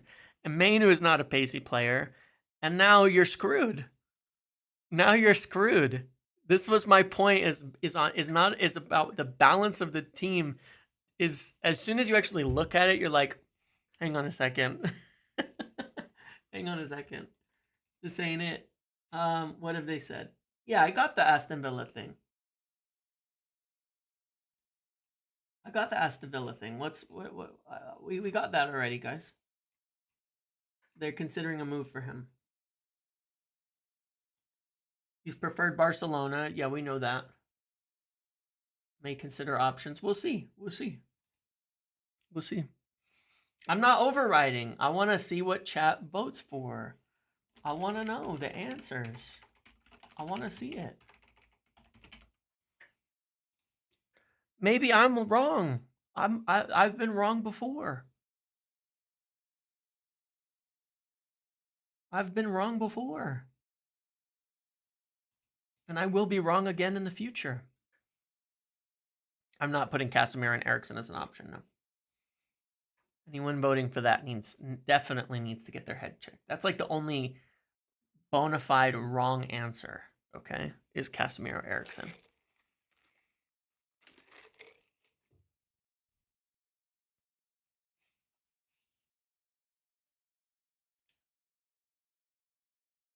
It should be Ugarte, Mainoo in the midfield, Bruno, Garnacho, and Xerxes in the front three. I agree. That's our best front three. That's our best balanced team. It's not. I'm not sitting here arguing that Mainoo cannot play forward. It's our best team right now is Xerxes, Garnacho, and Bruno in the front three with Ahmad at wingback and Ugarte and Mainoo in the midfield. That is our best team right now on balance. Almost assuredly, that is our best team. It is not an argument about a player can and cannot play in a position that I'm making there or trying to be right. I'm talking about balance in the team. It doesn't make sense to me. Right now. Right now. Your prediction is the same lineup as we had in the second half with Xerxes and Ugarte coming in. What was that? Xerxes, Mainoo, Garnacho, Ugarte, Bruno, right? That's what it would be, an Ahmad at right wing back. Yeah, I mean it's pretty close to what we've got on the screen, right? But it'll be Garnacho in for Bruno. And Bruno will be deep. I'm almost sure that's going to be the team too. No, I actually don't think Mainoo will play. I think it's going to be Garnacho in for Mainoo. I think it's going to be Garnacho in for Mainoo. Oh, I'll say what I think the team's going to be in a minute. I'll say what I think the team's going to be in a minute. I will tell you what I think the team will be in a minute. I'm pretty positive I know what the team will be anyway. Fabrizio on Rashford and Villa now? Ooh, Ornstein. Personal request of Unai Emery for Aston Villa. That's a good. That's a, you know, that. I think it's got a good chance. It makes a lot of sense. Makes a lot of sense.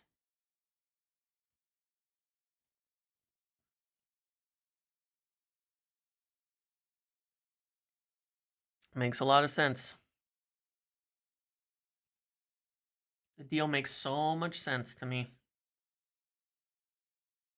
I think he would consider it. Yeah, I mean, he may have a conversation with he may need to have a conversation with Amarim and ask him if there's any way back in. But there has been, and he hasn't got back in yet. So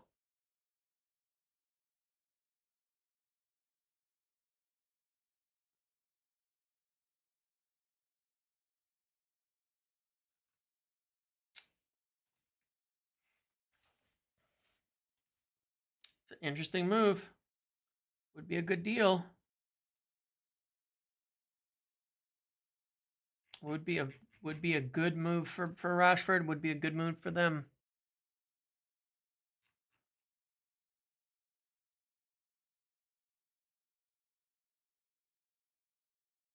Would be a very, very good move. It would free up space for us too. I mean, that would make a lot of sense.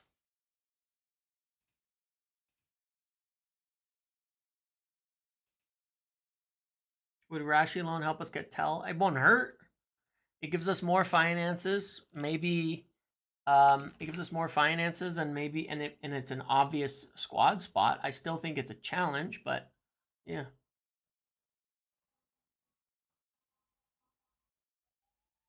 It would be a smart move. It would be just a smart move. It's a loan that they're talking about. He could increase his value. It would be great. It would be a good move for all parties. It really would.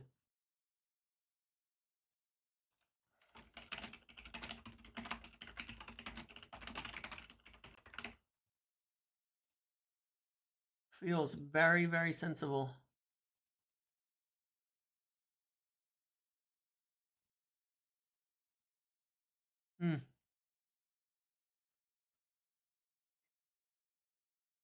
Yeah, cool. All right, let's finish our poll here. Sandro Euro.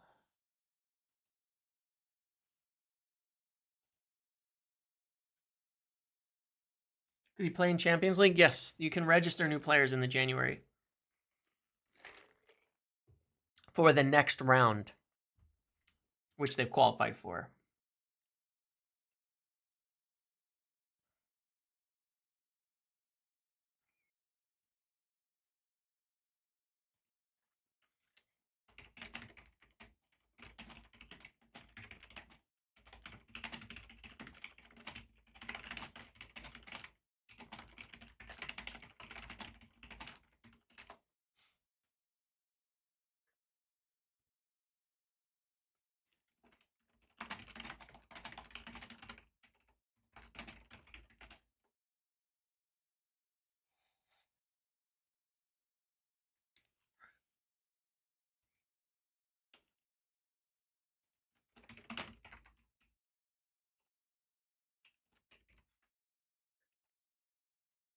Okay.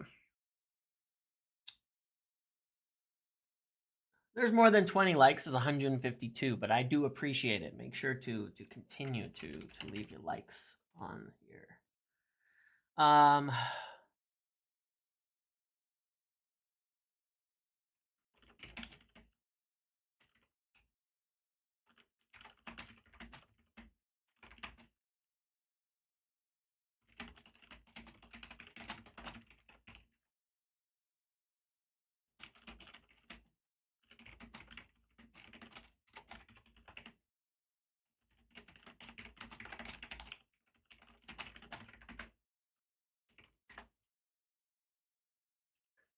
right. Maguire and Delict for the middle. But it should be Maguire for this game.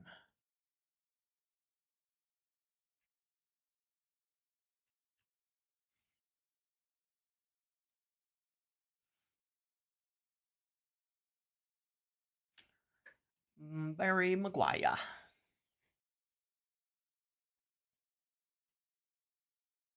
Nice. All right. Harry wins that one pretty clear. It's clear. We're calling that one early.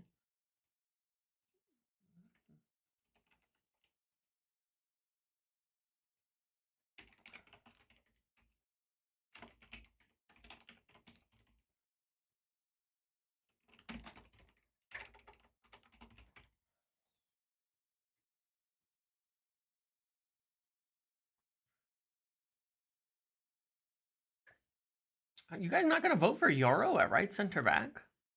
What the hell? Euro deserves a start. He didn't start the last game. Oh, I influenced the vote. I was genuinely surprised. Why would it not be Euro? Euro didn't start on Thursday. Mazraoui did. Euro should start on Sunday. It should be rotation to keep getting Euro his minutes. He's been good. Euro's been good playing recently, and he needs to keep playing.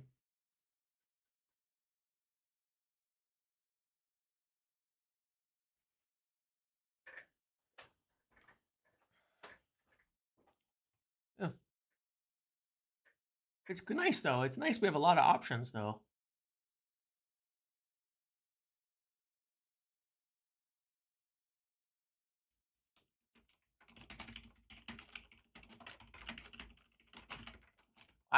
I agree when you say it in that.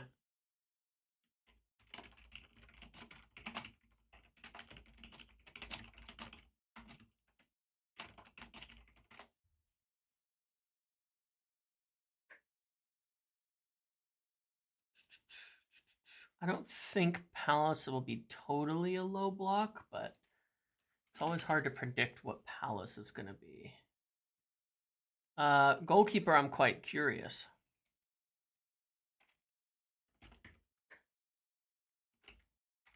What people think these days.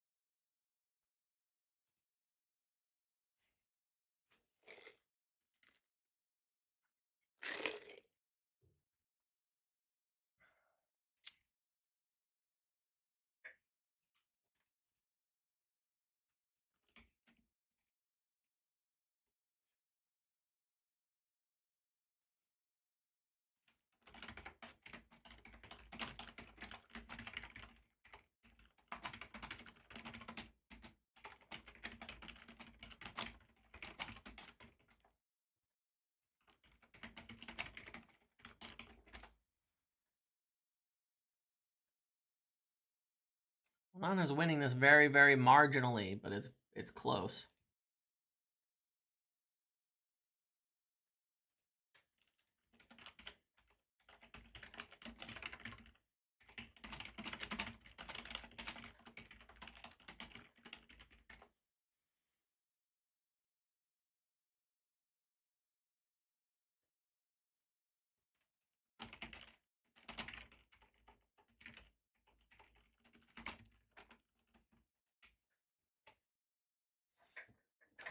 All right, Onana's gonna win.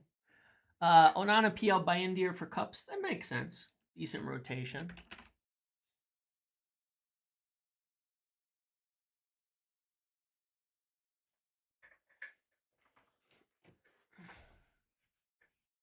So this is your vote. This is an interesting vote. It changes so much, you guys.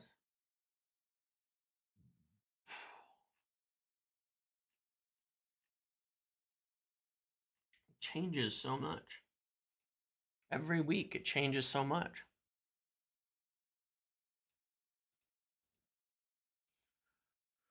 But this is your vote. Here's what I think is going to happen. Here's what I think is going to happen, okay? This is your vote. Here's what I'm pretty sure we're going to do.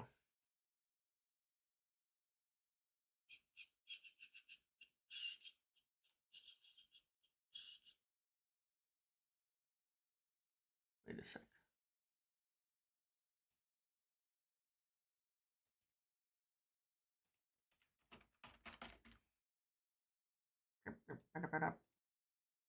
And then we might have one more change.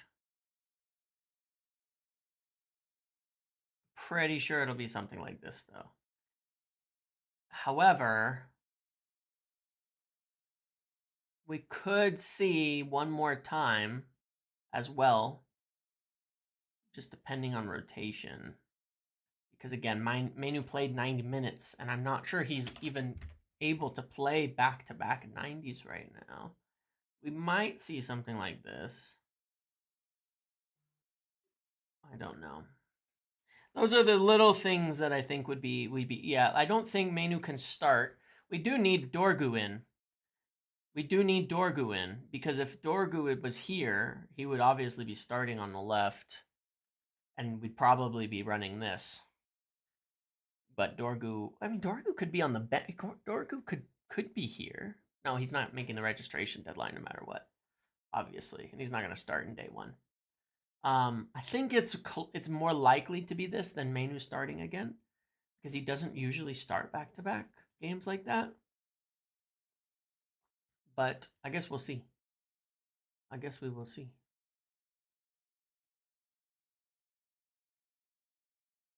I'll put it back what you guys had.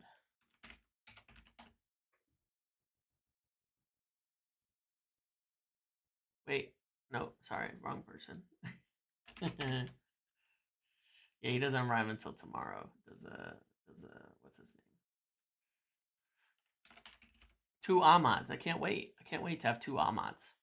So that's your team. And then long term, just to visualize it a little bit better. Even though they don't have faces, so we're not really visualizing much of anything.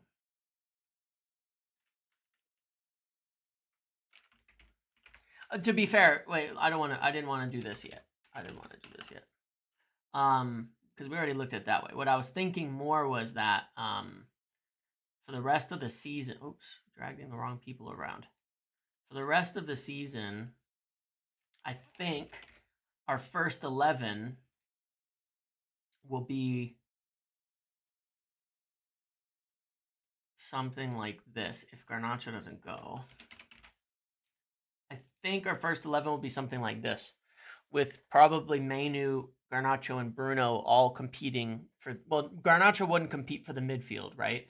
But like it could be Mainoo here, it could be Mainoo here, Bruno here. You know, there could be different options in here, but I think this is our first 11 as it stands once Dorgu arrives. I think this is our first 11 as it stands as Dorgu arrives. I think that's pretty obvious. You could certainly have games where you put Ahmad here and you put Mainoo up front too, but I think it's more likely Dallo is going to keep playing for now. At least then you have an attacker and you have Dallo on his correct side. But I think this is our first 11 once Dorgu arrives. So, yeah. Okay. God, it's been almost 2 hours. Holy shit! How do I keep doing this with these lives? I don't even realize it. But on some of the lives in the last few weeks, I just like look at the clock and it's been 2 hours, and I don't realize it, and I'm like, wait, I haven't got anything done today.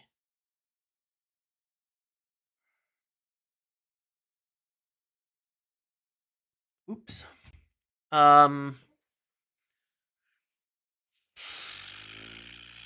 I looked at Quenda's a bit earlier. There's not much you'll see by his stats because Sporting haven't been so good.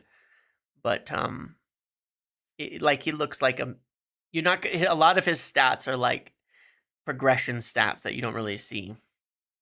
Well done, Sir Jim. Great content as always. Thanks, money. But yeah, obviously the biggest new piece of info is that Rashford could go to Villa. Makes a lot of sense to me. It's a lot of sense to me.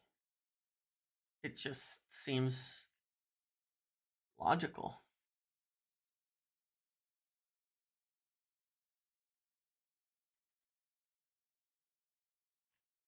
It just does. Cool.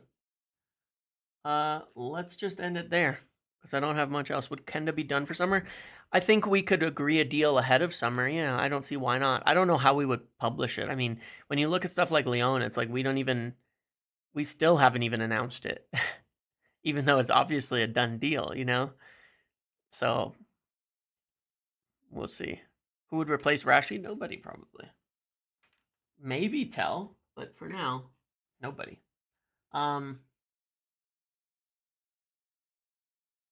So yeah, let's leave it at that. Who do I think we'd go for striker? We've been watching Agawa. We've been interested in Osimhen forever. I would lean towards one of those two. I mean, the thing is if we want a striker who's like scoring goals, which is the biggest issue, there's not actually that many options that are available. There's not that many. You know, if we don't want to buy a 30-year-old plus player, there aren't that many strikers out there that are scoring goals, you know? And we don't want another one who's like a build-up half 9.5, you know, type of thing. Not to insult Xerxes, but we already have that. We need like a bagsman. We need someone scoring goals big time, who's good at other things, but is a top, like a very good striker. Right now, like Samu Aghawa is one of the better strikers. Gyökeres is doing really well also, mind you, but I don't know that it's as nailed on. There's a lot of competition certainly there as well. Aghawa's a bit younger too. There's just not a lot of strikers out there, so it's hard to know. But if we want a goal scorer, I think there's like three or four options at most that we could go for. That is like a proven goal scorer who's doing it at a high level. If we look in the Premier League, there might be more. But can we get them? I mean, you know, who's top of the league right now?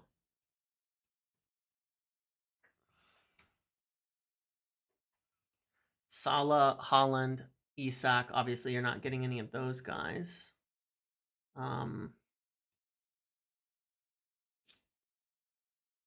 Mbuemo's not a striker. Cole Palmer, not a striker. Chris Wood. I don't think we'd be signing Chris Wood.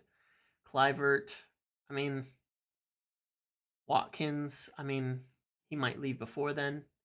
Liam Delap. You know, that's an option. There's not a lot.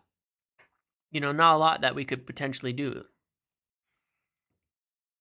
We could look for the championship top strikers. Yeah, sure. Who's top right now there? Like who's getting big goals right there as a striker like today? You know? I wanted to see this season, you silly bastards. Yeah, Isak, there's just no way we're getting to it. So there's like, who's that? Sains at Norwich. How old is he? Is he any good? I don't know. He's 23. Is he any good at Norwich?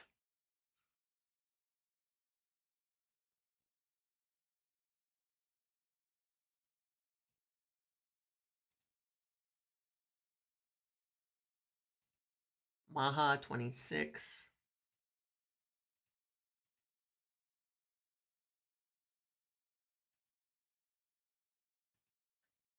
Latilath Guantamaso.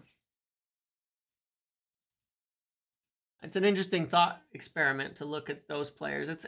I would never know enough about any of these guys to think about it. Too much myself. To MLS. Okay. I would just never know enough about any of these players to know that. But all right, I'm going to end it here. I'm not going to go through a deep dive on championship strikers. Okay, have a good one, everybody. See you later. I'll be back for watch along on Sunday. Okay. So I will see you there. Have a good one, everyone. See ya.